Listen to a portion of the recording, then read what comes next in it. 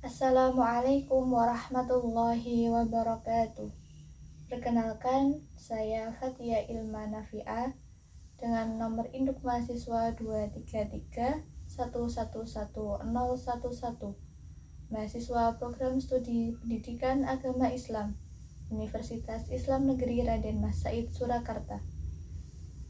Di sini saya akan sedikit mengulas tentang fikih kebangsaan dan saya akan mengambil dari buku fikih kebangsaan ini yang ditulis oleh tim Bahsul Masail Himasal dari Lirboyo.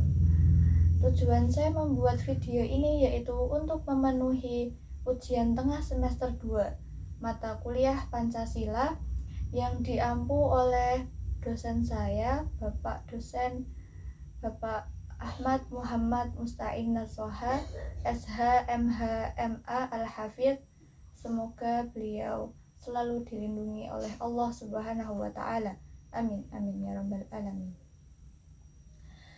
Yang selanjutnya yaitu saya akan mengulas bab kewajiban kita itu menghormati pemerintah. Nah, di sini berjudul mengawal pemerintahan yang sah. Jadi, kita itu wajib sebagai warga negara itu menghormati pemerintah. Allah Subhanahu wa Ta'ala berfirman, A'udzu billahi minasyaitonir rajim. Bismillahirrahmanirrahim. Ya ayyuhalladzina amanu atii'ullaha wa atii'ur rasula wa ulil amri minkum. Yang artinya, hai orang-orang yang beriman, taatilah Allah dan taatilah Rasul dan pemerintah di antara kalian. Quran Surat An-Nisa ayat 59. Yang selanjutnya, Rasulullah Shallallahu Alaihi Wasallam bersabda, Inna min ijalalillahi ta'ala ikrama disyaibatil muslimi wa hamilil qur'ani ghairi wali fihi wa jafi anhu wa ikrama sultani muqsiti. Rawahu Abu Dawud Hasan. Yang artinya, sungguh di antara implementasi mengagungkan Allah adalah memuliakan muslim yang berusia tua, penghafal Al-Quran yang tidak melampaui batas dalam Al-Quran dan tidak mengamalkannya dan memuliakannya dan memuliakan penguasa yang adil. Hadis riwayat Abu Dawud Hasan. Nah, kemudian kenapa pemerintah itu harus dimuliakan? Syekh Abdul Rauf Al-Munawi dalam At-Taisir Bisyarah Al-Jami' As-Saghir nomor 2/138 menjelaskan bahwasanya li'anna nizamad dini innama huwa bil ibadati wa la tahsulu illa bi imamin muta'in muazzazin muwaqqarin. Yang artinya karena teraturnya agama itu hanya dapat dihasilkan dengan ibadah, sementara ibadah itu tidak dapat dilakukan tanpa pemimpin yang dipatuhi dan dimuliakan. Syekh Abdul Wahab Asy-Sya'rani dalam autobiografinya Al-Minan Al-Kubro memberi teladan nyata dalam menghormati dan mengapresiasi kebijakan pemerintah meskipun secara sekilas tidak ideal, terkesan tidak ideal, seperti halnya ketika seseorang sultan mengangkat qadhi yang fasik.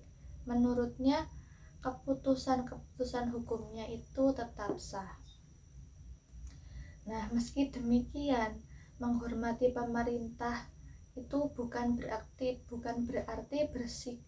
bersikap pasif dan menerima segala keputusannya, namun harus diiringi upaya secara berkelanjutan memperjuangkan terbangunnya perundang-undangan sesuai nilai-nilai Islam secara konstitusional.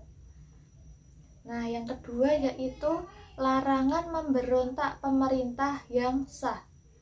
Al-Imam An-Nawawi menegaskan ijma ulama atau pendapat para ulama bahwa tindakan makar atau pemberontakan itu terhadap pemerintah yang sah adalah haram, meski pemerintahan fasik atau zolim. Di sini disebutkan wa ammal khuruju alaihim wa qitaluhum faharamun bi ijma'il muslimina wa in kanu fasaqatan zalimina. Yang artinya, adapun keluar dari ketaatan terhadap penyelenggara negara dan memeranginya, maka hukumnya haram berdasarkan ijma ulama meskipun fasik dan zalim. Sebab pemberontakan akan mengorbankan fitnah yang sangat besar, pertumpahan darah, perselisihan antar golongan dan semisalnya. Dengan bahasa lain, Dr. Wahbah Az-Zuhaili menegaskan wala yajuzul khuruju anit ta'ati bisababi akhta'in ghairi asasiyatin la tusadimu nasso qat'iyan sawa'un akanat bijtihadin am bighairi ijtihadin hifadhan ala wihdati ummati wa adami tamziki kiyaniha au tafriqi kalimatiha. Yang artinya tidak dibolehkan memberontak pemerintah sebab kesalahan tidak mendasar yang tidak menabrak nas qati, baik dihasilkan dengan ijtihad atau tidak, demi menjaga persatuan umat dan mencegah perpecahan dan pertikaian di antara mereka. Dalam ajaran dan tradisi Ahlus Sunnah wal Jamaah tidak pernah ditemukan kamus memberontak. Bahkan pelaku pemberontak disebut khawarij. Meski istilah ini mulanya hanya mengarah kepada kelompok yang membelot dari kepemimpinan Sayyidina Ali bin Abi Thalib radhiyallahu anhu, namun secara dinamis juga digunakan untuk setiap kelompok yang melakukan tindakan makar terhadap pemerintah yang sah. Kemudian dalam catatan sejarah pula disampaikan bahwa pada saat kepemimpinan Al-Watsiq, para ahli fikih Baghdad bersepakat menemui Imam Ahmad bin Hanbal untuk membicarakan penyimpangan sang raja Al-Watsiq sekaligus rencana pemberontakan atas kepemimpinannya. Kemudian mereka mengadu kepada Imam Ahmad. Sesungguhnya perkara ini telah memuncak dan tersebar, yaitu ucapan Al-Quran adalah makhluk dan hal-hal lain yang tidak kami setujui dengan kepemimpinan Al-Watsiq. Kemudian Imam Ahmad menjawab, wajib atas kalian mengingkarinya hanya dalam hati kalian. Jangan melepaskan tangan kalian dari kepatuhan kepada pemimpin kalian. Jangan kalian memecah belah persatuan kaum muslimin. Jangan kalian menumpahkan darah kalian dan kaum muslimin. Renungkanlah akibat dari pemberontakan yang hendak kalian lakukan. Bersabarlah kalian sampai orang baik hidup tentram dan selamat dari bahaya-bahaya orang jahat. Pemberontakan ini merupakan tindakan yang tidak benar dan menyalahi ajaran para sahabat. Kemudian Syekh Abdul Fattah Qudaisi Al-Yafi, ulama Ahlus Sunnah wal Jamaah kontemporer, dalam kitab Al-Manhajiyah Al-Ammah fi Al-Aqidah menyebutkan, bila menilik sejarah dulu saat pemerintah Islam dipimpin oleh rezim Mu'tazilah Jahmiyah seperti Khalifah Al-Ma'mun, Al-Watsiq dan Al-Mu'tasim, tidak satupun ulama Ahlus Sunnah wal Jamaah itu ada yang memberontak. Jadi mereka juga tidak pernah memfatwakan haram berjamaah di belakang para pemimpin yang bukan Ahlus Sunnah wal Jamaah itu. Tidak pula mengharamkan agresi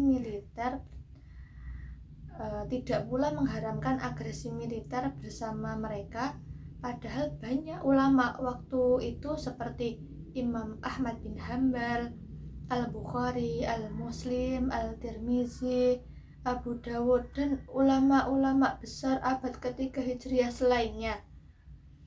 Demikian teladan etika ulama Ahlus Sunnah wal Jamaah terhadap pemerintah meskipun berbeda pandangan. Kemudian yang terakhir yaitu etika amar ma'ruf nahi mungkar terhadap pemerintah.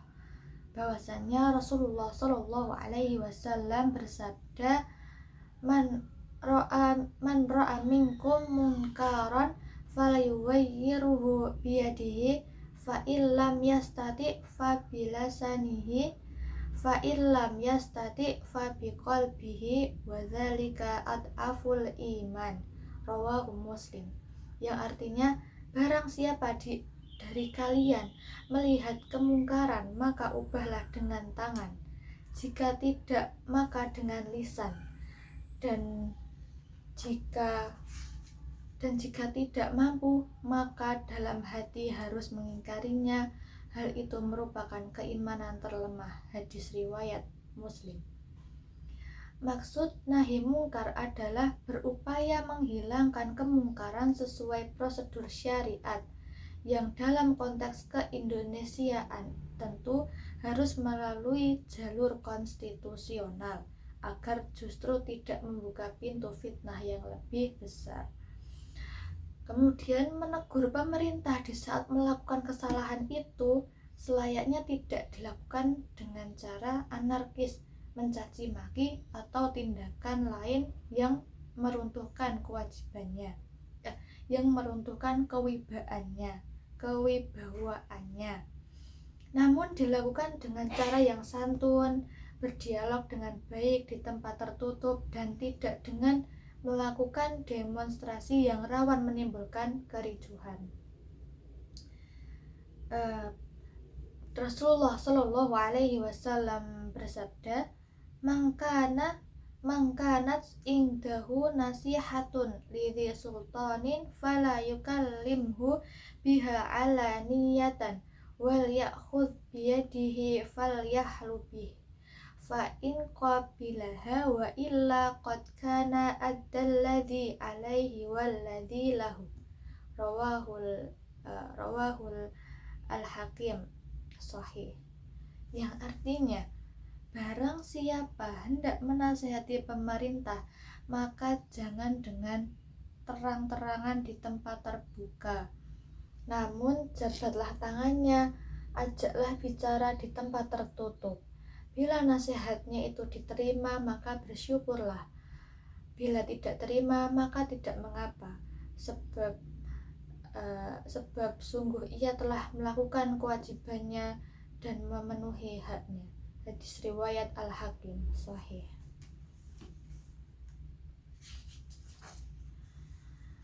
Terlebih bila kesalahan pemerintah tidak begitu prinsip, wajib bagi rakyat itu mengedepankan nasihat dengan cara yang halus.